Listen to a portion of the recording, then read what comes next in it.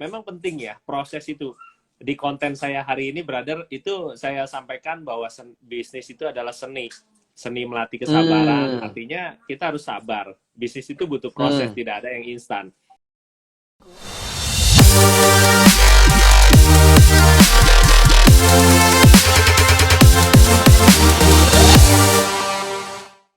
Halo guys, welcome back to acara kita hari ini, The Ngobis ya, The Consulting Ngobrol Bisnis. Jadi kita akan hari ini ngobrol dengan salah satu founder yang luar biasa ya, salah satu entrepreneur yang luar biasa adalah John Alan ya, Bro John Alan ya.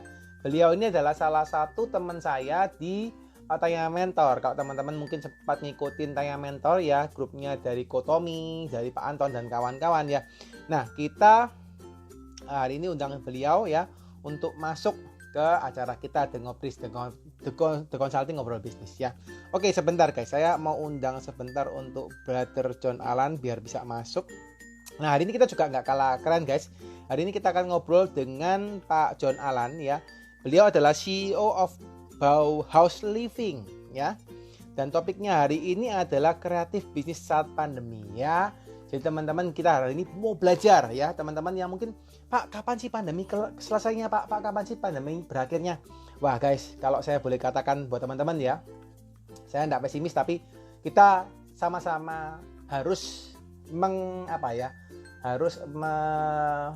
menerima gitu ya, bahwa COVID ini belum tentu berakhir ya, atau berakhirnya kapan kita nggak ada yang tahu guys. Kenapa? Karena kalian bayangin gini deh. Kalau seandainya, ini kemarin sempat saya baca ya, saya sempat lihat juga di surveinya, satu hari Indonesia itu cuma bisa melayani kurang lebih 100.000 vaksin. Kalau tidak salah ya, 100.000 vaksin. Ini kalau salah saya diklarifikasi ya, tapi saya ingat saya 100.000 vaksin ya. Bayangkan kalau 100.000 vaksin guys, kalau misalnya dikalikan 365 hari, berarti ketemunya berapa tuh? 36,5 juta guys dalam 1 tahun ya. Let's say kita naikin deh, nggak usah 100.000, kita ngawur deh ya, kita ngalihin 3 kali, berarti 300.000 vaksin per hari yang bisa disuntikkan ke masyarakat umum gitu ya. Kalau kita kali 365 pun masih 90 jutaan guys setahun ya. Bayangkan penduduk kita ada 265 juta. Berarti kalau pertanyaannya kapan COVID berakhir, ya vaksinnya aja setahun cuma 990 juta gitu ya. Bayangin berarti kapan berakhir ya, I don't know. Apalagi satu orang divaksin 2 kali. Jadi kita harus agree bahwa COVID ini belum tentu kapan berakhir. Ya, belum tahu kapan berakhirnya. Nah, yang harus kita lakukan sebagai entrepreneur ataupun teman-teman sebagai profesional mungkin, atau employee, atau I don't know ya, teman-teman yang barusan merintis usaha, kita harus pikirkan bagaimana caranya supaya kita tetap bisa survive di saat COVID seperti ini.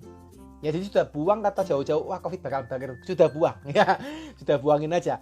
Anggap saja COVID akan tetap berjalan. Ya, sekarang tinggal Anda pikirkan bagaimana caranya supaya COVID ini dengan yang ada berjalan, kita bisa surviving. Ya, dan hari ini kita akan ngobrol dengan brother saya ya, salah satu orang yang luar biasa, Brother John Alan ya. Akan saya invite Brother John Alan untuk masuk ya, sebentar. Halo. Brother John, halo, apa kabar? Luar biasa. Ya. Sehat. Brother, gimana sendiri kabarnya? Kabar baik, luar biasa. Kabar baik ya, luar biasa. Iya. Selalu sehat terus ya, brother ya. Puji Tuhan. Mantap. Anyway, gimana nih brother? Apa namanya, brother di Medan ya kalau di Jakarta ya kalau salah ya. Jakarta ya. Jakarta. Yes. Kadang-kadang ketempuk-tempuk sama Bro Agus tuh. Di Medan kan ya, Bro Agus ya. Sama CLV kan ya. Siap. Iya, gimana nih Jakarta, brother? Di Jakarta gimana nih kondisinya? Jakarta relatif normal ya. Sekarang orang sudah normal ya. Berangsur aktivitas, sudah macet. Oke. Ya, mungkin udah 80% pulih ya. Yes. Yeah. Jadi sekarang sudah kondisinya orang sudah accept ya gitu ya, brother ya. Iya. Accept terkait dengan ini ya, COVID gitu ya. Ya. Oke. Tapi so far bisnis gimana, brother? Bisnis kebetulan yang kita jalankan kan kos-kosan, hotel, Yes. F&B, nasi uduk busuk itu, kemudian interior design konsultan dan kontraktornya. Sejauh ini sih relatif stabil. Bahkan nice. kalau yang kontraktor desain interior dan kontraktor ini cenderung sedikit bertumbuh. Jadi puji Tuhan. Mantap. Ya. Puji Tuhan. Ya. Malah masa COVID ini malah bertumbuh ya, brother ya. Ya. Karena luar biasa. Segmennya kebetulan kita mendapatkan beberapa proyek korporasi. Jadi dari kementerian. Jadi memang mereka sendiri mereka punya target juga kan. Walaupun situasi demikian, mereka punya tetap rencana untuk penyerapan anggaran yang memang harus dilakukan. Jadi karena mungkin brother juga berhubungan sama ini pemerintah ya, berarti project-projectnya ya. Ini yang di Bauhaus Living ya? Bauhaus. Atau ada yang lain? Bauhaus Living. Oh, oke. Ya. Jadi meskipun kondisi gini pun pemerintah masih tetap ada proyek yang dijalankan ya, nggak berhenti total ya hitungannya ya. Ada. Di samping memang kita punya swasta yang memang mereka ini kan kebanyakan work from home. Banyak dari mereka yang mungkin kalau 1 bulan sampai 3 bulan bahkan 6 bulan mereka bisa lah ya. Tapi kalau udah setahun bahkan mau lebih ya. Sudah ulang tahun ini brother. Ya, informasi bisa 2 tahun. Jadi mereka otomatis kan ada aja mereka renovasi. Mereka biasa rumah kan punyanya nggak cuma 1. Mereka punya rumah, punya beberapa unit, bahkan punya apartemen. Mereka dengan mobilisasi seperti kalau kita mah dari rumah makan pagi, misalkan pagi makan di Padang, siang makan di mana gitu kan, mereka kayak begitu. Jadi dengan mudah mereka oh ya udah jalankan aja renovnya kan begitu. Kalau kita kan mikir pertama anggarannya, kedua juga bagaimana nih, kita di mana nih? Iya sih. Ya kan? Iya sih, benar. Kalau mereka enggak. Yes. Nice. Ikut senang brother. Maksudnya dalam kondisi seperti ini pun masih bisa bertumbuh ya, luar biasa ya. Happy karena semua. Yes, nice. Ini grup Tanya Mentor nih ya, saling support ya. Tanya Mentor plus Billionaire Mindset nih. Ya. Oke, so far thank you so much Brother John ya. Thank you sudah accept undangan kita. Di sisi kesibukannya bro, banyak kegiatan, masih sempat-sempatnya hari ini mau sharing ya buat teman-teman juga The Consulting ya yang hari ini sering nontonin juga ada khilafnya kita ya. Thank you so much brother untuk acara hari ini itu. Ya. Nah, sebelum kita mulai bro John ya, biasanya kita sebelum menginjak ke materi gitu ya, dimana nanti kan kita punya judul kan kreatif bisnis saat pandemi gitu ya brother ya. Nah biasanya kita itu pengen banget brother, kita tuh pengen ulik-ulik tuh ya, pengen ulik-ulik gitu ya. Teman-teman yang pengen ulik-ulik ya, nanti boleh tanya-tanya ya terkait dengan Bro John gitu ya, karena kami yakin brother bahwa semua orang sukses itu punya ceritanya masing-masing gitu ya. Bro dengan latar belakang sebagai pengusaha, punya rumah makan, punya hotel, punya kontraktor dan kawan-kawan gitu ya. Nah, sampai bisa seperti ini kan bukan satu hal yang mudah gitu ya, Bro John ya. Nah, ini kita pengen denger nih, Bro.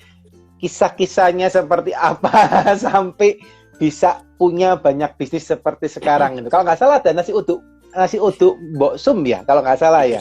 Yang terkenal kan di Jakarta tuh ya. Iya. Ini pengen tahu nih. Saya ajakin. Aku sering beli tapi Gojek.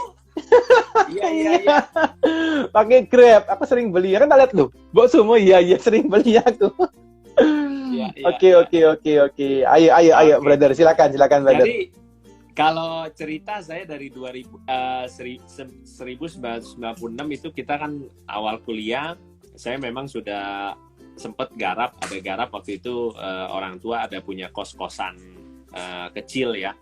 Nah memang setelah saya garap, disitulah pencapaian saya okupansinya jadi dari 20 room menjadi hampir 100 room. Nah, itu menurut saya juga salah satu strategi ya, bagaimana kita mengelola room yang ada, kemudian kita tambahkan, kemudian kita ekspansi, kemudian kita ajukan KPR, kemudian sampai kalau zaman dulu kan terkenal tuh gimana kita beli properti, angsurannya itu dibayarkan oleh properti itu sendiri kan gitu, zaman dulu tuh. Nah, itu saya terapkan, makanya mulai dari memang penting ya proses itu. Di konten saya hari ini, brother, itu saya sampaikan bahwa bisnis itu adalah seni melatih kesabaran. Artinya kita harus sabar. Bisnis itu butuh proses, tidak ada yang instan. Nah, disitulah ketika kita membeli properti dengan dana yang terbatas, atau bahkan berlaku tuh yang dulu sampaikan oleh banyak mentor bahwa kita beli properti dengan DP 0%. Itu berlaku. Yes. Saya beli properti saya semuanya 0%. Nah, jadi itu pencapaian saya. Kemudian di 1999 saya sebagai fotografer advertising itu sampai 2010 ya, kalau nggak salah 11 tahun. Itu saya megang dari saya kuliah, saya udah megang Texas Chicken, Awe, Tawan, Imperial, MIT. Kemudian kalau di perbankannya BCA Kartu Kredit, NISP Bank, terus kemudian mantap. Ya beberapa furniture juga, Metric Kitchen, kemudian ada Casabella Interior dan banyak lagi ya. Dan itu saya akui memang cukup prospektif saat itu, dan bahkan beberapa tokoh-tokoh ya, pemain-pemain sinetron zaman dulu seperti Pak almarhum Mat Solar ya, itu juga dulu sempat saya syuting dan lain-lain. Jadi memang saya ngalamin cukup juga sebagai kliennya bro juga ya berarti ya. Ya. Mantap. Kemudian 2005 setelah itu saya menjalankan Bauhaus tanpa sengaja, karena kita motret di sebuah interior company, interior showroom. Jadi di sana ownernya menawarkan untuk saya mensubkan salah satu produknya, yaitu sofa. Saat itu saya bikin berjalan, akhirnya saya kembangkan sendiri sampai sekarang yang Bauhaus itu bertumbuh. Nah, kemudian kalau di 2008 itu saya mulai jalankan yang nasi uduk busung sampai sekarang. Kemudian 2008 ya brother ya? Iya. Kemudian di 2013 ada beberapa unit bisnis lain, seperti saya juga ikut share di Action Coach, business coaching firm. Kemudian saya jalankan di salon kecantikan. Waktu itu saya akuisisi salon. Kemudian saya sempat jalankan outsourcing. Kemudian ada juga yang F&B lain yang kecil. Tapi memang di sana itu tantangannya berbisnis. Ketika saya fokus di bisnis proses, kita nguasain, kita jadi ambisi ya, beli sana, akuisisi sana. Namun di sana saya sadar sebenarnya bisnis itu perlu fokus. Walaupun orang bilang autopilot bisnis ya, tapi salah satu mentor saya yang hari ini bikin satu pembelajaran e-course itu Smart Business Map di Business ID, itu Pak Budi Isman. Saya belajar banyak ya. Tergantung seberapa Anda ingin mentargetkan target Anda. Kalau kita mau yang biasa-biasa saja ya bisa lah. Kita kasar kata bahasanya multifokus. Tapi ketika Anda mau benar-benar besar, beliau itu bantu para UKM menjadi omsetnya tuh benar-benar menurut saya sih sangat fantastis. Ya, keren lah, keren. Digaungkan oleh Pak Budi itu kue itu ya, kalau nggak salah kue Papia Tugu Jogja. Iya. Lapis kukus Sangguriang. Itu beberapa minggu lalu kita interview brother. Bro Anggara Jati. Keren tuh, keren. 3 triliun brother, luar biasa itu. Hebat sekali. Makanya 10 tahun ya kan? Hebat. Jadi keren. Nah, jadi kan brother lihat ya, yang bersangkutan sendiri, Mas Angga sendiri, mereka informasi dari Pak Budi ya. Mereka menyampaikan bahwa mereka pun hanya fokus di satu bidang. Nah, itu kan. Jadi kalau kita menganggap saya bisa menjalankan 2-3 bisnis, ya udah nggak apa-apa. Tapi bicara angkanya berapa? Ya kan? Kalau kita mau besar banget ya semua butuh fokus. Nah, kemudian di 2014 saya juga nggak sengaja saya menjadi developer kecil-kecilan. Waktu itu juga pencapaian terbesar saya. Aset senilai mungkin tapi cukup besar itu. Aset senilai sekitar 5M itu saya proses menjadi hampir 40M. Jadi menurut saya itu berlipat-lipat kan. Mantap. Jadi, memang itu butuh proses lagi-lagi butuh proses walaupun kita bukan bidangnya. Nah, disitulah seninya bagaimana kita menjalin relationship sama orang lain ya, sama partner, sama orang lain yang memang di bidangnya. Ya kan, nggak mudah. Kadang-kadang orang merasa saya punya duit, saya bisa segalanya. Enggak. Gitu. Nggak sesimpel dan sesederhana yang dibayangkan seperti itu. Nah, kemudian di 2019 saya mulai start hotel budget saya bersama salah satu startup yaitu Oyo. Nah, di sana puji Tuhan okupansinya cukup baik di saat 2020 kemarin juga, saat-saat lebih lagi dalam-dalamnya COVID ya. Pandemi, itu benar. PSBB. Nah, itu cukup bagus ya. Dan sampai sekarang pun relatif stabil. Walaupun ada yang bertanya, kok saya buka Oyo sepi ya? Ya, disitulah nanti saya akan ceritakan. Sebenarnya kita perlu menerapkan strategi-strategi yang relevan ya, bukan baru, bukan lama, tapi relevan dengan situasi. Kira-kira seperti itu. Nice. Penasaran nih, brother. Dari awal buka kos-kosan, bukan kosan, membesarkan kos-kosan orang tua gitu ya. Dari 20 room jadi 100 room gitu ya. Nah, anyway, sebelumnya brother pernah langsung pegang kos-kosan atau gimana ceritanya brother, kok bisa langsung dari awal bisa langsung ngembangin gitu? Ilmu apa tuh brother yang dipelajari? Sebenarnya kalau bicara ilmu apa, balik lagi ya, sebenarnya basicnya karena memang kita yang udah nature-nya kita kalau di profiling itu saya I dan D, influence dan dominan. Influence dan dominan sama nih berarti. Surrounding ya. Nah, berarti saya majority nature-nya saya people skill saya cukup bagus. Sebenarnya disitulah kuncinya sukses itu, sebenarnya kita harus memiliki people skill yang kuat. People skill yang kuat ini tanda ini ya, brother ya, di bold, di garis bawah ya. People skill yang kuat guys ya. Oke. Karena kalau skill-skill lain seperti akademis dan lain-lain itu kita bisa pelajari kok. Kita bisa pelajari. Semua orang bisa belajar saat ini, apalagi ya dengan e-course dan lain-lain. Tapi kalau bicara people skill itu, kita bicara nature-nya ketika kita punya people skill, berarti secara basic nature-nya kita sudah selalu optimis dengan orang baru. Yes. Ditambah dengan pembelajaran kita sekarang ada NLP, ada ya macam-macam, hipnoterapi, ada universal law, macam-macam. Hal itu bisa membuat soft skill kita bertambah. Yes. Jadi dasarnya pertamanya bro ini memang kondisinya ini ya, karena senang ketemu orang gitu ya, senang leading gitu ya. Akhirnya waktu ngerjain kos-kosan itu juga belajar sendiri gitu, otodidak gitu ya brother ya? Wah, luar biasa. Saya akuisisi properti pun itu benar-benar tuh hanya mental, sebenarnya mental nekat ya bahasanya saat itu. Tapi kalau saat ini nggak bisa, karena banyak faktor eksternal saat ini yang mempengaruhi. Kalau saat itu kan memang ya sudah, ketika kita buat planning bisnis 90% ya mungkin akurasinya bisa sejalan dengan apa yang kita rencanakan di awal. Tapi kalau saat itu tahun berapa brother? Eksekusinya sulit. Gimana? Itu tahun berapa brother?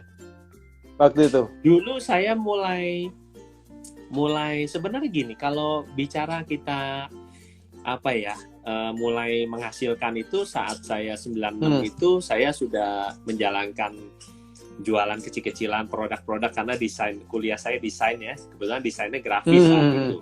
Yes. Jadi saya bisa, karena saya tinggal dekat Mangga 2, saya bisa jual cat air, jual bahan-bahan alat tulis, penggaris dan lain-lain. Waktu itu Rapido ya, yang rotring, custom. Nah, kemudian dari sana terus ada tugas-tugas kampus, saya juga bisa bantu jualan di sana. Kemudian dari sana saya juga belajar fotografi kan. Nah, ketika saya belajar fotografi saya sudah menghasilkan tuh.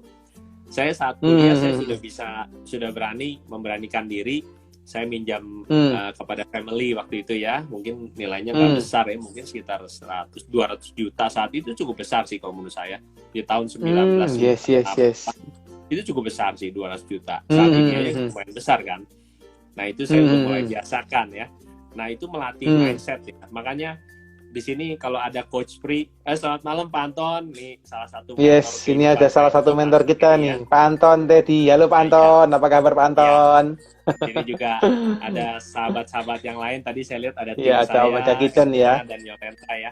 Oke, jadi Dr. Fred ya, silakan.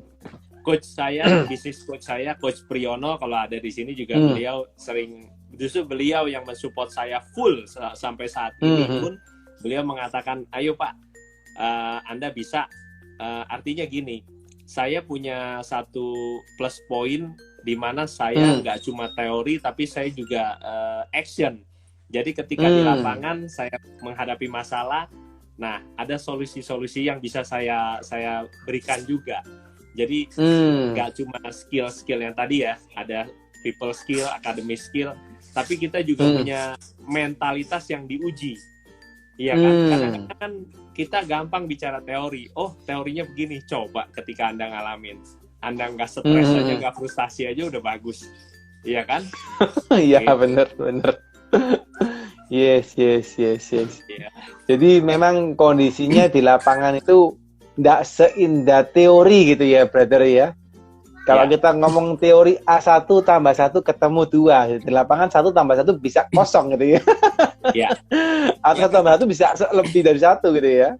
Memang saya belajar juga tentang ilmu metafisika, bahwa sebenarnya kalau di ilmu Jawa itu kejawen mungkin ya. Kalau di ilmu Chinese itu metafisika itu ada 3 faktor ya. Faktor utamanya ada faktor alam semesta atau Tuhan yang Maha Kuasa yang mengatur jalan hidup kita.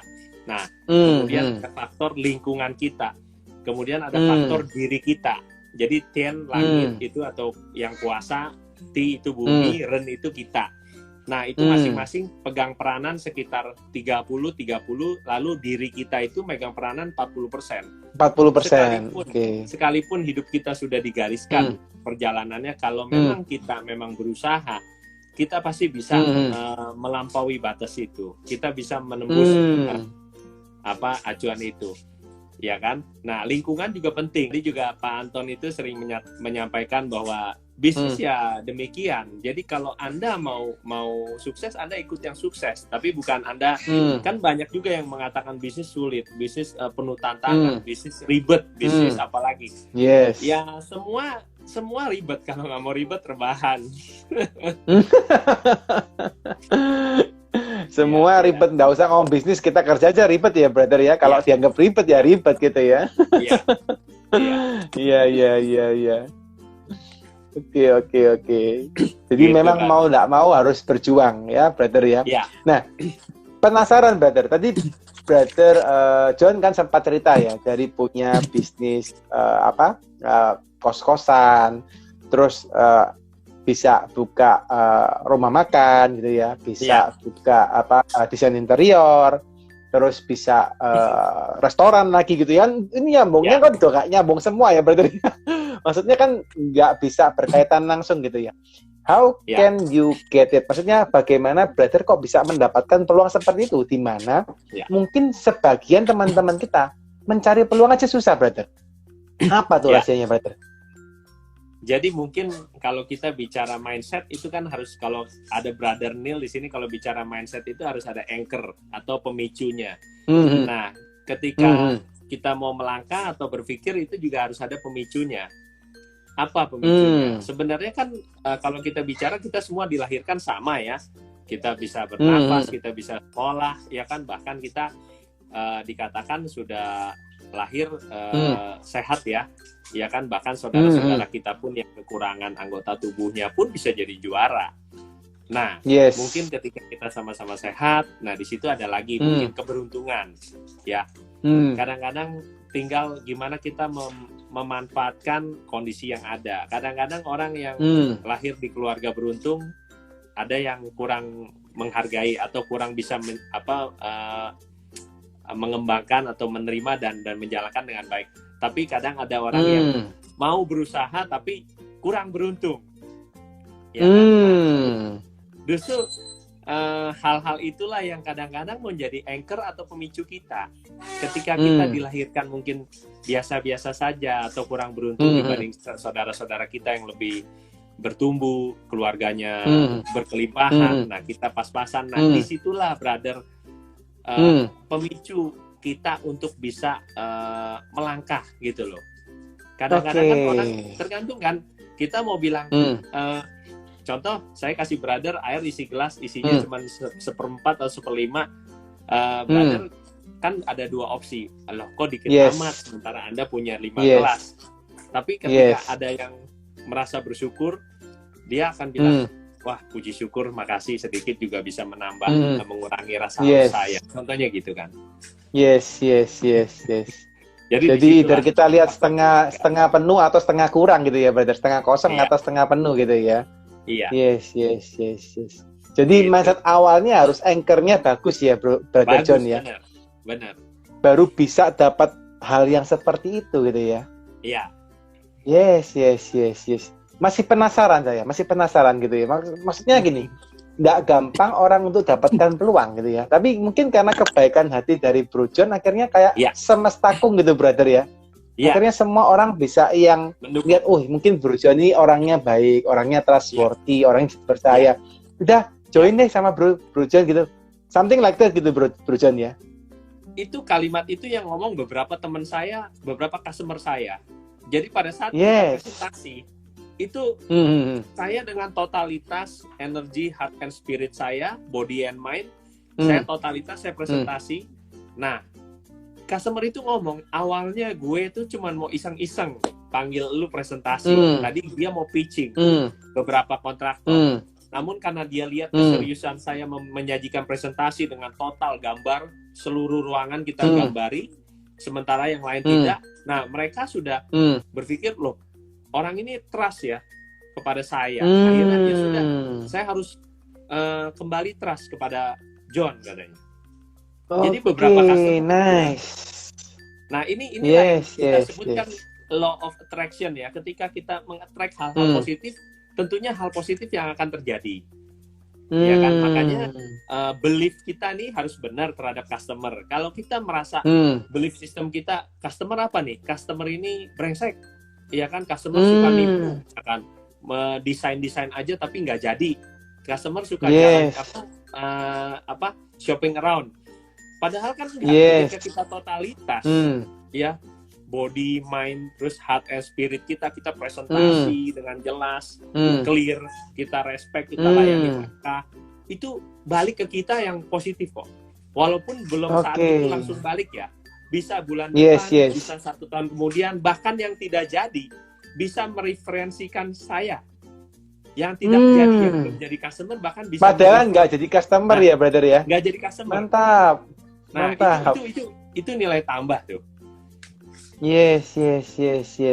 Ini notes ya guys ya. Ini luar biasa nih, satu sharing ya. Simple guys, tapi sangat bermakna ya. Kadang kayak misalnya di poin seperti sekarang gitu ya. Mungkin teman-teman lagi fighting terus, aduh kok nggak closing ya, aduh kok nggak dapat order ya gitu ya.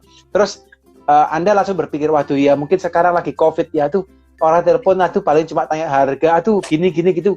Akhirnya nggak dapat closingan beneran guys ya.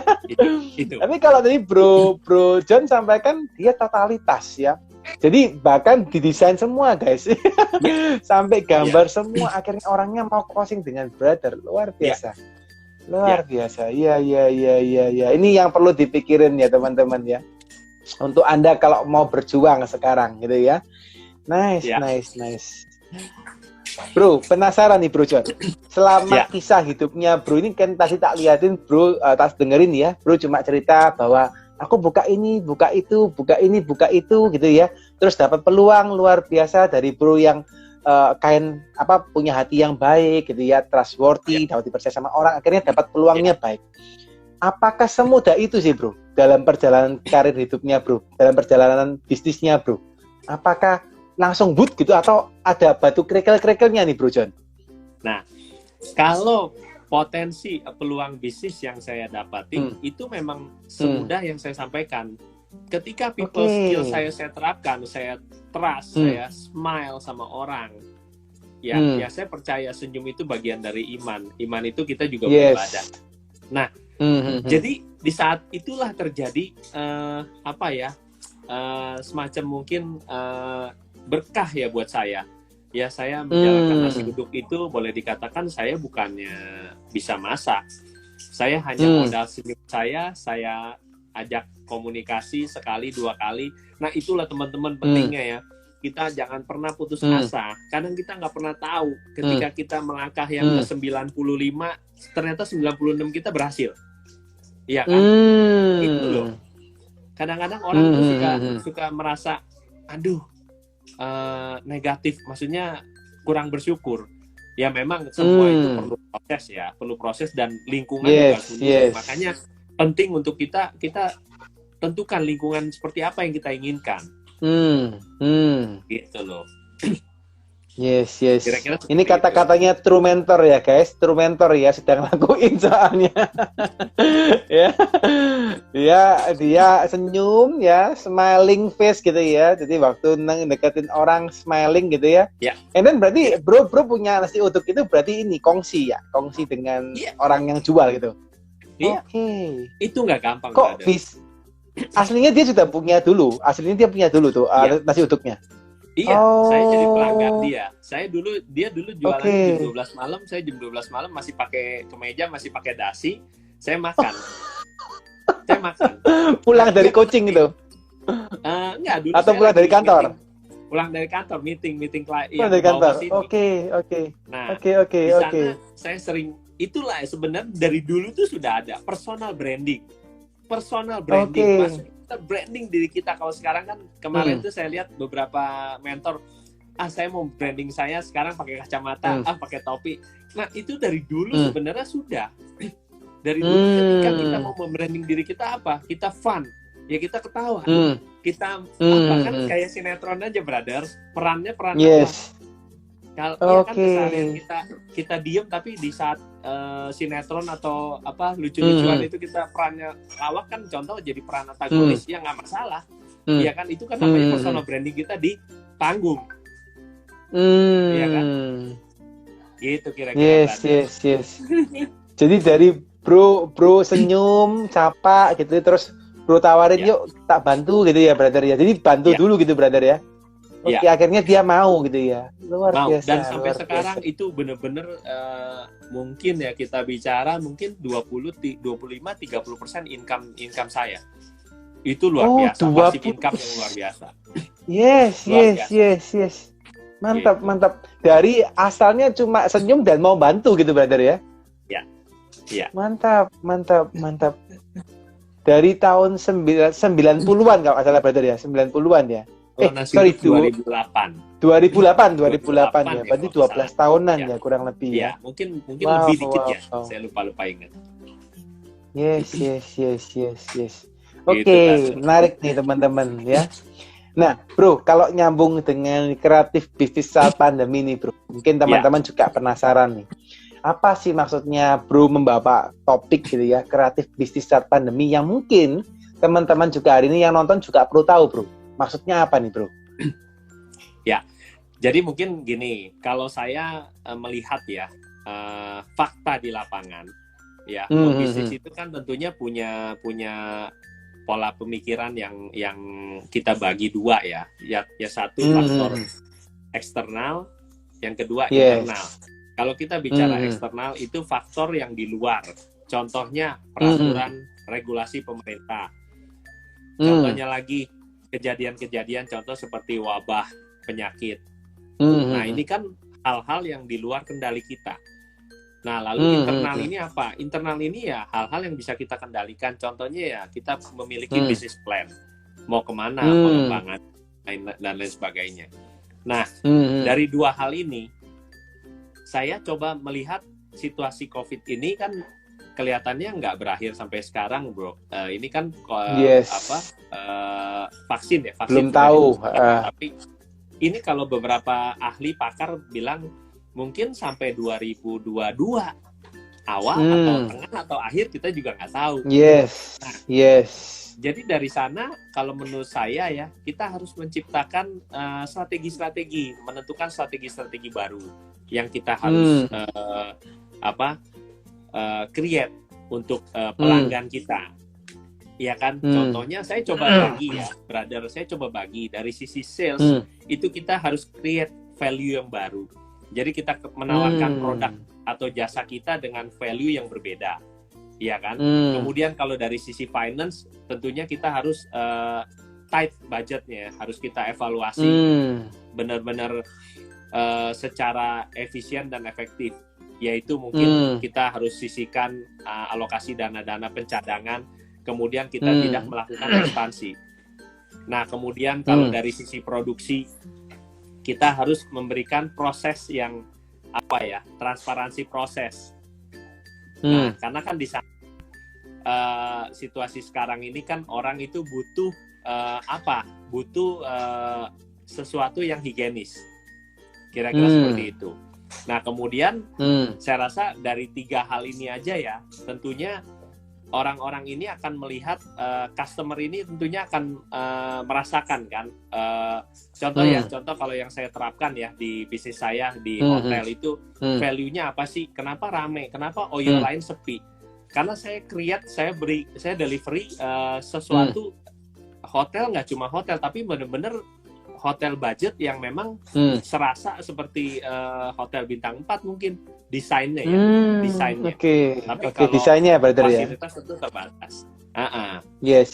Kemudian di nasi uduk sendiri kita terapkan ya tadi, kalau di sisi produksi atau operasional itu transparansi proses. Ya kita tetapkan standar prosedur kesehatan yang ketat ya. Mungkin cuci tangan di awal, masker dan face shield, kemudian displaynya juga kita tata kembali.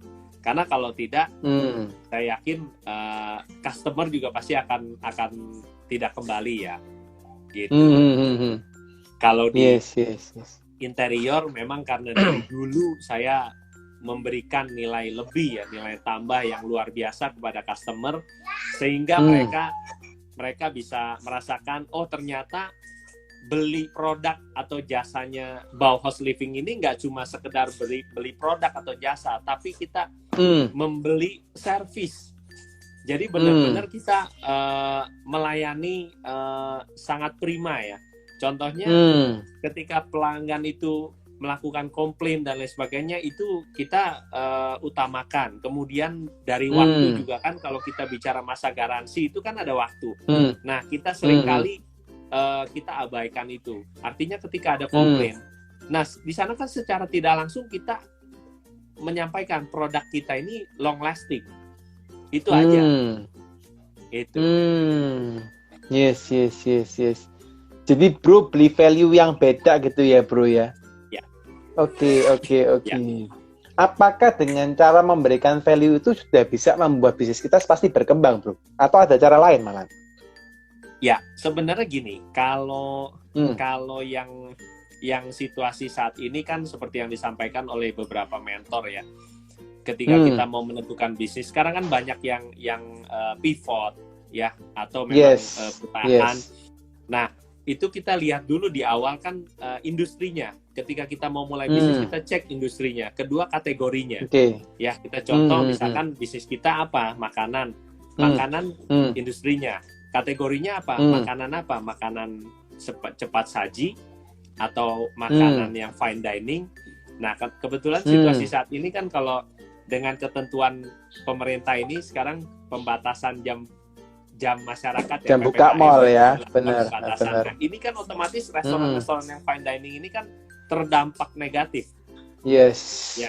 Beda dengan restoran-restoran yang menyediakan jasa delivery service ya, artinya sistem online ya. Nah, itu kan benar-benar dibutuhkan juga. Satu sisi memang terdampak, tapi ketika kita bisa mengkomunikasikan dengan baik. Contohnya sahabat saya itu Bami Lina, itu saya luar biasa. Saya angkat tangan. Itu Siantar tuh ya, Bami Siantar kalau nggak salah ya. Itu setiap hari itu jual 1.000 sampai 1.500 porsi. Wow, 1.000 sampai 1.500 porsi. Luar biasa. Sampai disampaikan itu, oh hari ini kita tutup dulu ya online-nya ya, kita buka tutup. Saking ramenya ya. Ya. Iya. Nah di sana teman-teman, saya lakukan sebenarnya Lina itu, Cece Lina ini, Cece Bakmi itu udah dengan sendirinya dia lakukan personal branding. Nah sebenarnya yang saya lakukan dari dulu itu personal branding. Kita harus nice, kita harus optimis, kita harus positif. Ya itu tadi balik. Belief system apa sih yang ada dalam diri kita tentang customer? Kalau saya melihat customer itu adalah sesuatu yang memberikan nilai tambah buat saya. Entah pembelajaran, entah cash flow. Oh iya dong, customer berikan cash buat kita, revenue. Ya kan, kita proses cash. Ya kan, tapi kalau kita nggak berproses, ya sudah, hilang kan? Ya kita juga harus memiliki kreativitas lah. Kita berkomunikasi, yaitu people skill ya tadi ya saya sampaikan. Di samping skill-skill akademis, ya kan? Gitu. Yes. Jadi kita juga mesti mikirin ya, brother ya kan. Kalau kita ngomong tadi kan customer, kita harus punya mindset bahwa mereka adalah orang yang akan memberikan value ke kita. Kebalik ya malahnya. Biasanya kita yang mikir kita yang memberikan value ke mereka, tapi kebalik ya, kita malah diberikan value ke mereka gitu ya. Luar biasa. Artinya gini, luar biasa. Kalau customer nyari kita itu kan dia butuh value yang kita berikan, tapi kita lihat ya, kalau customer itu nggak jadi pun, sebenarnya kita belajar loh. Belajar apa? Belajar sabar, brother. Kita presentasi ya, ada namanya konversi. Dari 10 presentasi saya mungkin hanya 20%, 2 yang jadi. Ya kan? Jadi kita nggak bisa. Itu adalah menurut saya value pembelajaran, edukasi. Iya kan? Kita harus belajar. Terus belajar untuk upgrade diri kita, upgrade skill. Mungkin kenapa kita introspeksi kan, kenapa customer nggak jadi? Mungkin harga kita kemahalan, mungkin nggak ada value yang diciptakan untuk lebih, sehingga customer merasa biasa aja bayar segitu, buat apa saya pakai Anda, iya kan? Tapi ketika kita value-nya dapat, kita jual impian. Contoh, Anda pakai desain kami, Anda menjadi seperti ini loh, seperti artis, contohnya rumahnya mewah dan lain sebagainya. Nah nanti brother dalam waktu dekat saya jadi itu mahakarya kita yang kita garap di Ancol, Jakarta Utara. Itu rumah kurang lebih 1.500 tanahnya, berarti 3 lantai hampir 4.000 ya. Nanti kita coba kita post ya, mungkin berapa waktu lagi diedit. Mantap. Ya, itu juga di Post Living juga yang kerjain ya, brother ya? Iya. Oke. Nice. Ini brother kalau tak lihat kan seneng ini ya, interaksi dengan orang gitu ya, which is mungkin tugas sebagai sales or marketing mungkin di awal-awal brother pasti sikat terus gitu, brother ya? Iya. Maksudnya brother yang lakukan gitu ya. Itu kalau pengalaman bro selama di di sales and marketing bro, apa sih bro? Maksudnya hal yang menarik atau hal yang mungkin the worst case gitu ya di sales marketing yang bro hadapin, dan bagaimana tuh hadapinnya, brother? Mungkin teman-teman juga pengen dapat insight tuh terkait dengan hal tersebut tuh. Diulang brother, diulang. Jadi bro di sales marketing gitu, kira-kira ada kejadian apa yang menarik gitu ya, atau mungkin kejadian yang malah kan sales marketing ini kan tombak pertama gitu ya, ujung tombak pertama gitu ya. Masuk ke customer ternyata mungkin tidak seperti yang dibayangkan gitu ya. Pernah nggak bro mengalami hal tersebut? Kalau dari sayanya atau dari si kliennya? Kalau dari kliennya saya belajar, brother. Saya belajar dari action coach ya. Ini ada coach Pri juga, masih stay coach Pri ya. Thank you. Dari Brad Sugar saya belajar, salah satu mentor saya ini dari Australia. Itu customer beli karena feeling. Nah, maka dari itu kita harus jaga feeling itu dari awal sampai akhir. Feelingnya apa? Customer beli karena ke kita, karena dia feel happy. Nah kita jaga, jangan begitu sign kontrak happy, kemudian prosesnya unhappy, kemudian handovernya unhappy atau sad. Wah itu repot. Nah, tadi yang saya katakan, Oke. begitu kita jaga feelingnya happy, orang nggak deal aja sama kita, dia bisa mempunyai persepsi bahwa kita nih nice, kita nih optimis. Nah, jadi dia bisa memberikan referral. Bahkan beberapa brother, customer-customer kita ya, umumnya jadi brand advocate kita loh. Iya. Jadi ketika orang lain mungkin ada yang ngomong nih, kita nih gini-gini, dia pun mencoba memberikan jawaban yang memang realistis, ya kan? Kita juga harus introspeksi sebagai pelanggan. Kadang-kadang kita apakah kita tepat waktu paymentnya, apakah kita tepat waktu memberikan approvalnya, ya kan? Nah itu loh yang hal-hal seperti itu yang sebenarnya kan nggak diminta. Itu customer punya feel sendiri, punya experience terhadap kita pada saat berproses gitu. Yes. Ini something yang memang rada unik ya, brother ya. Kalau kita ngomong di sales pun ini karena kita berhubungan dengan customer yang punya feel sendiri gitu ya. Ya.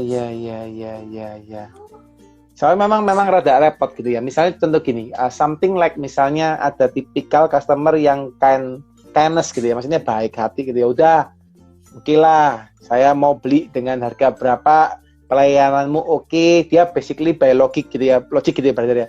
Harga masuk, service oke, produk oke, beli gitu ya. Tapi ada juga orang yang mindsetnya pakai ego gitu ya, brother ya. Harga masuk, jasa masuk, tapi kena egonya nggak dibeli. Ya, bisa. Gitu ya. Bisa. Oke. Ini juga pusing juga, brother ya, kalau ngadepin itu mesti harus senyum gitu, brother ya. Ya. Kan saya sering sampaikan juga di kalau bisnis talk saya bahwa customer itu ada 4 grade-nya. Grade A yaitu customer yang bayarnya on time, terus orangnya mungkin simple gitu ya. Terus grade B itu yang biasa aja lah, ya kan, mereka bayar biasa-biasa. Kadang-kadang kalau yang grade A bisa dibayar dahulu sampai selesai tuh dia bukain giro ke kita. Nah, grade B ya itu orang on time tuh ya. Kemudian adalah sedikit-sedikit komplain. Nah, grade C ini yang sudah mulai capek deh gitu loh. Ya kan, yang mungkin dia nego, kemudian dia juga terlalu banyak komplain, yang mungkin dia merasa bayar sekian kok gini gitu kan, ada. Kemudian yang D ya mungkin ya mungkin yang udah nggak bisa di ini ya, udah bayarnya mungkin terlambat, kemudian telat dan lain-lain. Jadi itu kita coba grading customer kita. Iya, gitu. Tapi kalau bro sebagai entrepreneur nih bro, kalau seandainya dapat grade yang D, diterima or not bro? Sebenarnya gini, awalnya karena memang basicnya, nature-nya saya selalu optimis, awal nggak apa-apa kita terima. Bahkan yang ketika ada yang experience yang nggak baik pun, harusnya itu kan challenge kita, tantangan kita tuh untuk bagaimana. Kalau saya selalu merubah tantangan menjadi peluang kalau saya. Begitu. Tapi kan ada orang kan beda-beda. Ya udah, ini grade-nya udah nggak bisa. Nah, kalau saya coba sekali memang nggak bisa ya sudah. Tapi kalau belum coba kan kita nggak tahu. Ya kan? Orang bisa aja saat itu orang situasi lagi turun. Tapi begitu dia sudah oke, mungkin dia juga mempengaruhi attitude dia terhadap kita kan, treatment dia terhadap kita. Dia jadi dulunya mungkin lagi kena dampak negatif, sekarang sudah positif. Ya kan? Akhirnya dia kan jadi bisa inilah improve juga secara treatment ke kita gitu. Jadi ya dari yang D turun ke C turun ke B gitu brother ya. Iya, bisa juga gitu ya. Bisa. Oke. Ini berarti harus positif mindset nih, penting banget guys ya. Kita kadang-kadang lihat yang D, waduh udah malas nih D gitu ya. Apalagi kalau kita pas lagi orderannya banyak gitu ya, mikir waduh D ini ya, waduh udah nggak usah terima. Ada yang begitu, tapi saya biasakan namanya rezeki itu kita datang dari hal yang kecil. Dari hal kecil itu kan ada di Injil itu untuk teman-teman sahabat yang Nasrani, Tuhan itu memberikan kita perkara kecil. Ketika kita dapat menyelesaikan dengan baik, baru akan diberikan perkara besar. Kira-kira seperti itu. Yes, nice, nice. Ini satu quote yang menarik yang dibawa dari salah satu kitab suci ya guys ya. Ketika Iya, Anda berani atau berhasil menyelesaikan satu perkara kecil, iya, iya, barulah Anda diberikan perkara besar ya. Jadi iya, kalau belum bisa nerima ngelola uang 100.000, jangan harapin 1 juta. Ya, kalau belum bisa ngelola 1 juta, jangan ngarepin 10 juta guys. Dan iya, berikut-berikutnya. Jadi iya, kalau Anda pengen penghasilan berapa tuh? Aku pengen penghasilan misal 1 miliar sebulan ya. Ya Anda harus kelola dulu 100.000 gitu ya. Bisa nggak kelola iya, 100.000 dengan baik? Gitu mungkin kali ya Brother John ya. iya, Ya, ya, ya. Nice, nice, nice. Ini insight-nya luar biasa ya, teman-teman ya. Banyak satu hal-hal yang menarik ya. Meskipun simpel-simpel, tapi banyak yang bisa dipraktekin ya. Nah, oke. Bro John, nyambung tadi Bro John. iya, Kreatif bisnis saat pandemi gitu ya. Tadi Bro John sempat sampaikan bahwa yuk kita harus positive thinking gitu ya. Kita harus bisa lihat peluang. Kita harus juga baik dengan orang lain gitu ya. Terus iya. bagaimana sih Bro kalau kita misalnya nih sudah melakukan itu gitu ya, sudah baik, sudah positif gitu ya. Terus ternyata ide ini belum dapat Bro. Apa yang harus dilakukan Bro kira-kira? Jadi kalau kita sudah kreatif, tapi idenya belum dapat. Kita Atau sudah baik memang nih, sudah cari peluang, sudah positif mindset, sudah belajar gitu. Tapi ternyata idenya kadang itu kan ada orang yang mampet tuh Bro ya. Idenya nggak keluar tuh gitu ya. Kayak kemarin sempat dapat cerita dari, kalau Bro tahu salah satu oleh-oleh terbesar di Bali gitu ya. Krishna oleh-oleh yang punya namanya Beli Ajik gitu ya, Ajik Krishna gitu ya. Ya. Dia karena pandemi ini dia punya satu mindset yang ini ya. Dia sudah pernah jual dulu namanya pai susu sama kacang, tapi dia nggak pernah pikirin gitu ya bahwa kacang sama pai susu itu bisa mengakomodir kebutuhannya dia sekarang. Akhirnya yang oleh-oleh nggak laku, sekarang malah pai susu sama kacangnya luar biasa. Tapi itu dapat satu ilham gitu ya. Tapi mungkin teman kita yang lain brother yang mungkin sampai sekarang pun gitu ya, setahun berjalan pandemi sudah melihat sudah baik, sudah baik, sudah positif gitu ya. Tapi sampai sekarang belum dapat peluang gitu ya, atau bahkan belum dapat ilham untuk mendapatkan hal yang kreatif brother. Any idea nggak brother? Mungkin kalau teman-teman ada yang ngalamin tuh. Ini penting ya. Satu hal yang saya miliki, yang saya perhatikan di diri saya dibanding orang lain berbeda adalah selain tadi saya positif dengan senyum. Yang kedua, saya easy going. Nah, easy going. Itu kalau di dunia kreatif ya. Kalau teman-teman di tim kreatif begitu mendesain sebuah iklan, itu mereka harus brainstorming namanya. Nah, itu pentingnya. Kita butuh networking, butuh komunitas untuk brainstorming. Nah, ketika kita brainstorming, ada ide kita ini cuman mungkin sampai di sini. Teman-teman kita memberikan ide di sini kan, berarti kan kita di sini nggak bisa lihat yang di sini. Kalau kita ibaratnya ikan cupang nih, sekarang kan lagi tren ikan cupang. Kalau ikan cupang itu di gelas nih ya, ikan cupang di dalam ini kan nggak bisa lihat apa yang terjadi di sekeliling ini, brother. Yes, yang mental dia. Nah, itu aja. Jadi brainstorming itu penting dengan komunitas, dengan orang-orang positif, gitu. Jadi kuncinya harus sering tanya-tanya gitu, brother ya? Iya. Kita selalu optimis. Yang selalu saya katakan, kadang-kadang kita belajar ini nggak perlu muluk-muluk lah.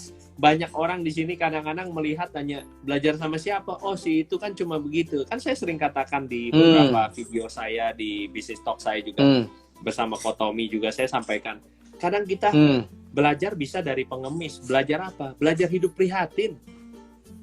Belajar dari tukang parkir. Belajar apa? Belajar berproses, ngumpuli uang receh, akhirnya jadi duit gitu loh. Iya kan? Kalau 1 juta itu kurang 1.000 kan nggak jadi 1 juta, brother. Yes, ya, benar. Berapa banyak kita ini yang nggak tahu proses itu karena lahir udah enak, bahkan berkelimpahan kan? Gitu. Yes. Jadi kuncinya guys, kalau Anda pusing guys, call friend. Katanya Pak Anton tadi itu gitu ya. Call friend gitu ya. Tanya temen lo gitu ya. Tanya gitu ya. Kumpul komunitas. Ikutin acara Tanya Mentor. Tiap hari ada acara Tanya Mentor guys di IG Live ya. Kayak The Consulting. Anda juga ikutin acara The Consulting. Tiap minggu kita mesti undang narasumber ya. dan itu selalu Ya. Anda bisa update ya. Tanya waktu acara kayak gini, tanyain gitu ya. Nah ini mumpung ngomong tanya, brother, ini ada juga yang tanya nih, brother, dari Bro Priyo Nugroho gitu ya. Iya. Bro Priyo Nugroho, hai Bro Priyo ya, salam Ini sehat coach, ya. Selalu... coach saya ini, brother. Oh, Coach Pri. Pri dari Action Coach. Coach Pri ya, ini berarti mencobai atau gimana nih, brother? Ini coach global ini. Ini beliau Coach ini global, ya. bukan cuma coach yang dalam negeri, tapi coaches dari Siap. para coach di luar negeri di beberapa negara ini. Siap. Thank you, Coach Pri. Ini Pertanyaannya bagus. ini Coach Pri langsung menanyakan langsung ke Bro John ini langsung. Ya. Oke, mantap. Coach Pri Ya. menanyakan ini kreatif di bisnis yang saya terapkan di Yes. masa pandemi ya. Oke. Oke. Tadi kalau hotel itu kebetulan memang background saya desain, saya coba memberikan desain yang maksimal. Walaupun kadang-kadang kita merasa kan harganya cukup sekian ya, desain yang biasa-biasa aja. Tapi saya ingat waktu di kuliah pasca sarjana saya, waktu itu salah satu direktur operasionalnya Sari Roti yang memberikan kuliah tambahan, dosen kunjungan, itu beliau katakan, kalau kita jadi karyawan, kalau kita kerja, ataupun kita bisnis gitu ya, kita lakukan do your best. Itu satu. Yang kedua, go to the extra mile. Gitu. Jadi yang tadi ya, do your best, no matter how crazy your boss gitu kan, kata dia gitu kan, kalau kita kerja gitu. Nah, makanya kita harus selalu lakukan yang terbaik. Nah, terus kemudian itu di hotel kita berikan desain yang memang bener-bener yang kekinian ya bahasanya ya. Kekinian ya, meskipun hotel budget tapi desainnya bintang 4 ya minimal, berarti ya. Ya. Yes. Tapi Nice. Kalau di makanan yang tadi saya katakan, orang saat ini di situasi pandemik, orang fokus akan proses yang higienis. Nah, kita tonjolkan transparansinya. Dulu makanan kita ini digelar di meja, sekarang kita berikan etalase tertutup. Itu kan salah satu bentuk yang kita nilai yang kita berikan ya. Di samping kita berikan masker, kemudian tangan, ya kan, kemudian ada sanitizer, kemudian sekarang dengan pemberlakuannya PPKM, jadi orang hanya bisa makan dibatasi sampai jam 20, selebihnya harus bungkus. Kira-kira seperti itu sih, Coach Pri. Oke. Brother, ini masih ternyata ada pertanyaan dari Kak Isak gitu ya. Pak Isak mungkin ya. Lombok Property ya. Bagaimana Coach John menghadapi customer type D? Nah ini menghadapi customer type D. Cuma tanya-tanya melulu tanpa pernah beli ya. Makasih, Pak Isak ini salah satu member di grup Bisa Bisnis yang saya bikin bersama Coach Priyono. Siap, mantap. Thank you, Pak Isak. Pertanyaannya tadi, Pak Isak, kalau tadi Bapak ikuti, saya selalu katakan kita lakukan yang terbaik selama kita masih bisa lakukan. Siapa tahu keberuntungan Anda tinggal satu langkah lagi. Itu yang saya sering post di Instagram saya. Kita nggak pernah tahu, Pak Isak. Mungkin ketika kita selalu positif, tadinya orang itu dari, kan tantangannya itu ya, tantangan menjadi peluang kita rubah. Tadinya grade D menjadi grade C, Pak Isak. Kira-kira di situ, Pak Isak. Memang semua itu butuh energi, butuh fokus.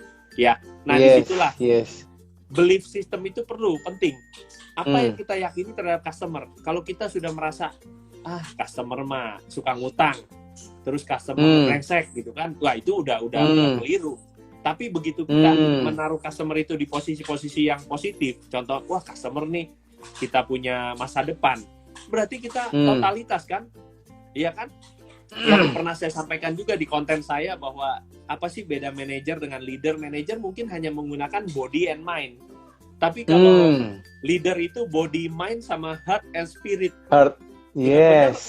Benar-benar yang totalitas. Makanya di sana lah bedanya antara entrepreneur gitu ya sama mungkin entrepreneur sejati ya, sama entrepreneur yang kaleng-kaleng gitu, yang karbitan orang bilang kan gitu. Yes.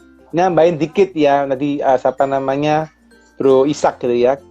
Mungkin kalau saya nangkepin, mungkin yang nyambung dengan tangkepannya Bro John itu adalah gini, adalah sometimes kita ketemu orang yang kelihatannya type D, kelihatannya, gitu ya. Kenapa? Iya. Karena ya wajar lah kalau seorang pengusaha mungkin gitu ya yang memang dia sudah istilahnya triliuner gitu ya atau ratusan Iya. miliar gitu misalnya gitu ya sudah Iya. banyak aset, ya wajar saja dia mungkin gayanya gitu ya. Dia nggak mau sampai misalnya dia manfaatin lah dengan orang lain. I think kalau saya ketemu dengan berbagai macam tipikal orang gitu ya, terutama yang sudah jet-set, kadang-kadang nggak semua ya, kadang-kadang mereka lebih jaga gitu ya, lebih jaga kelihatannya kok type D. Tapi seperti Bro John sampaikan, begitu kita baik, begitu kita positif, kita totalitas ya, begitu kita bagi semuanya, bisa-bisa itu adalah yang type A malahan gitu ya Bro ya. Bro, saya tambahkan ya, ini fakta ya. Mantap. Ini pengalaman saya yang tadi saya bilang. Ini Siap. kita ciptakan tantangan jadi peluang. Salah satu investor di properti saya, pada saat saya tawari, dia bilang, nggak mau, properti Anda kurang menarik. Yes. Jawabnya itu. Yes. Saya approach, saya pendekatan, itu beda generasi itu. Usianya sudah 60 lebih ya waktu itu beliau. Akhirnya yang terjadi brother, dia investasi cukup banyak di situ, dan terakhir dia ngomong, saya heran ya, kok saya bisa mau ya, padahal waktu itu saya kok merasa nggak pengen. Luar biasa. Miliatan di properti Anda katanya. Nah, tadi Pak Ishak ya, juga buat semua teman-teman di sini, optimis itu penting teman-teman, tapi tetap teman-teman butuh knowledge yang baik supaya orang itu kita tahu kan. Seperti kita menawarkan produk atau jasa kita, ya semahal apapun ada yang beli, semurah apapun juga ada yang beli, sejelek apapun ada yang beli, sebagus apapun otomatis kan bagus mahal ya, pun ada yang beli, gitu loh. Padahal kalau kita pikir pakai akal sehat, buset, kita beli produk kecil atau tas yang ya katakan cuma buat bawa-bawa biasa kok harganya puluhan juta, ya, tapi ada yang beli kok. Kita mau bilang itu nggak waras, tapi ya disitulah mungkin udah ketemu ya kan kebutuhan apa yang solve their problem gitu loh, problem mereka. Itu. Yes. Menarik ya guys. Ini insight-nya banyak banget nih ya. Ini hari ini topiknya adalah be positif ya. Ya boleh kita pikir nggak bisa, pasti bisa gitu ya. Customer yang type D pun bisa jadi type A guys, asalkan kita bisa percaya bisa gitu ya. Oke, nice. Bro, ada lagi pertanyaan nih bro. Dari ini Sis kali ya. Kelihatannya Sis Dev Simbolon gitu ya. Saya tampilkan ya brother ya. Bagaimana kalau kita tahu kalau usaha kita berkembang dengan baik Pak? Ada batasan waktu tidak Pak? Nah yo ini lebih ke arah teknis ya brother ya. Nah, Dev Simbolon ini brother atau sis? Kalau menurut saya ini yang lebih jago nih brother kita nih yang dari The Consulting nih, iya kan? Tapi kalau dari saya cuma singkat ya, singkat. Kalau dari saya, bagaimana kita tahu kalau usaha kita berkembang dengan baik? Indikatornya adalah financial report. Ya, walaupun Anda bisa secara detail membaca financial report saya, dan sering saya sampaikan di Instagram saya bahwa angka-angka dalam bisnis kita itu merupakan indikator. Kalau kata coach saya tuh, Coach Pri menyampaikan kalau ibarat kita nggak tahu angka, kita nyetir nggak ada kilometer, nggak ada speedometer, nggak ada jarum bensin, hampa yang ada. Ya kan, kita nggak tahu kapan kita harus ngegas, kapan kita harus santai. Ya kan? Itu penting. Angka-angka, ya kan? Ada batasan waktu. Kalau batasan waktu Anda yang create.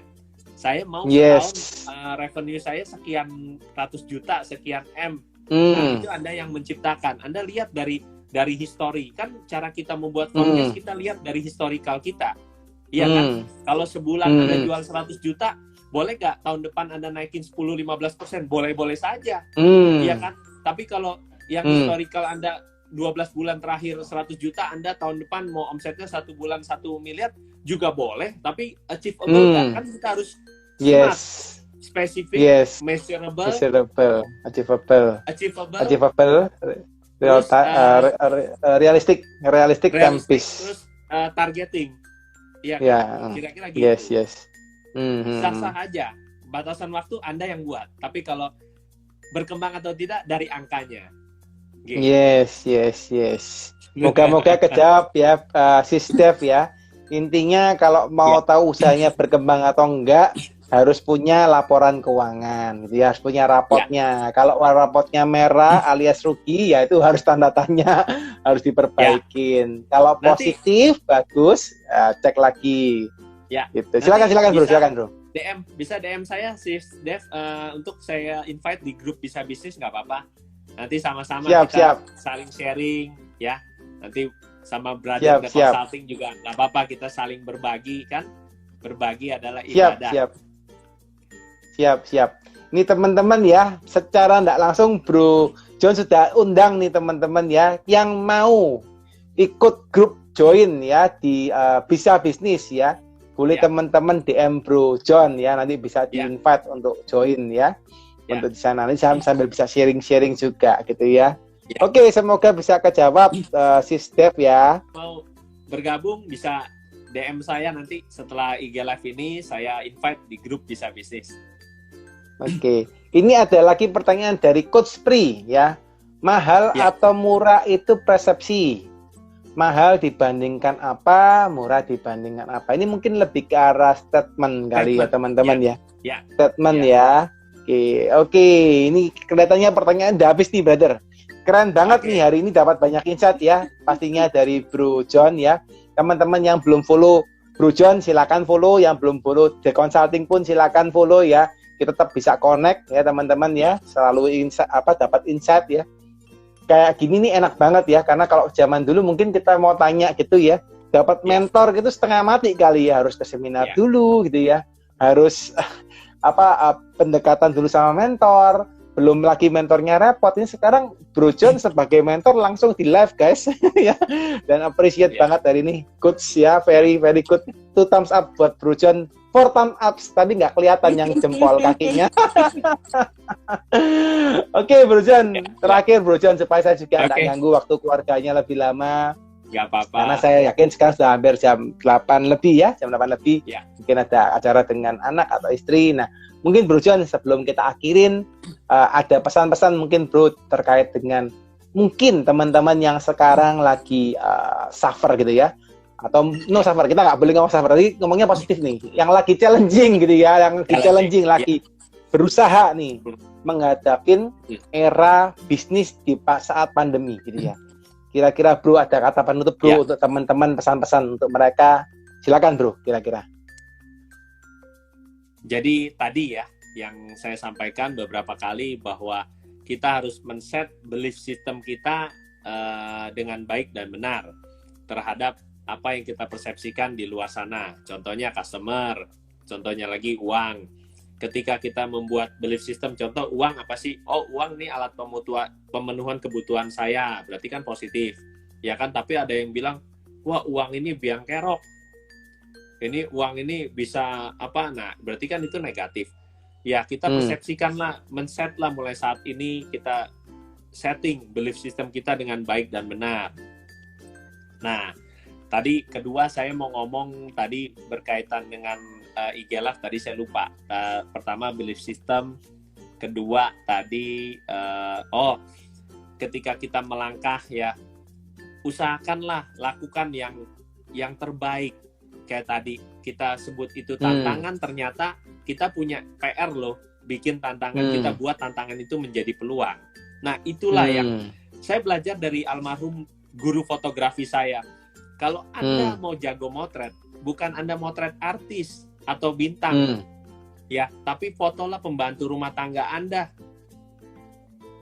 menjadi seorang terlihat bintang, menjadi cantik, bagus. mantap ya, iya. Yes. Ya, ini mantap banget nih. Benar. Iya kan? Yes. Nah, disitulah. Ya, jadi ubahlah. Iya kan, tantangan menjadi peluang. Ya, yang pertama tadi belief system kita setting dengan baik dan benar. Kedua, kita harus mengubah tantangan menjadi peluang. Nah, itulah yang jarang dilakukan oleh kebanyakan orang. Nah, makanya itulah yang kaitannya dengan yang ketiga. Berarti kita harus jadilah minoritas daripada mayoritas. Sekarang kan dalam melangkah ya. Dalam melangkah kita harus bisa melakukan hal-hal yang orang lain jangan kita bilang, oh kita ikut orang lain aja, umumnya orang begini sukses. Hmm. Nah, seperti yang saya sering katakan juga di Instagram, di konten saya, bahwa bukan go with the flow, tapi flow with your goal. Itu kita mau melangkah kemana, iya kan? Kita yang tentukan, gitu. Nice ya, very insightful ya teman-teman hari ini ya, banyak insight dari Bro John, kurang lebih hampir 1,5 jam ini dapat banyak insight dan satu kata yang luar biasa bahwa positive thinking guys. Positive thinking itu bisa nyebabin banyak hal ya. Kita berjuangnya jadi positif, kita mentalnya positif, dapat rezekinya positif dan macam-macam guys ya. Dan yang paling penting kalau sudah positive thinking, biasanya endingnya guys, biasanya grateful ya. Bersyukur dan bahagia. Dan itu yang paling penting guys. Saat sekarang meskipun mungkin mau digenjot, mungkin bisnisnya nggak bisa running seperti sedia kala, tapi bersyukur masih punya penghasilan, bersyukur masih bisa makan dan lain-lain ya. Oke, sekali lagi thank you so much Bro John buat hari ini. Thank you so much, very insightful ya. Seneng banget ya. Titip salam brother buat keluarga, sehat-sehat terus ya, semangat terus ya. Hari ini tertular banyak dari Bro John ya. Apa namanya, positive thinking dan smiling face nih hari ini.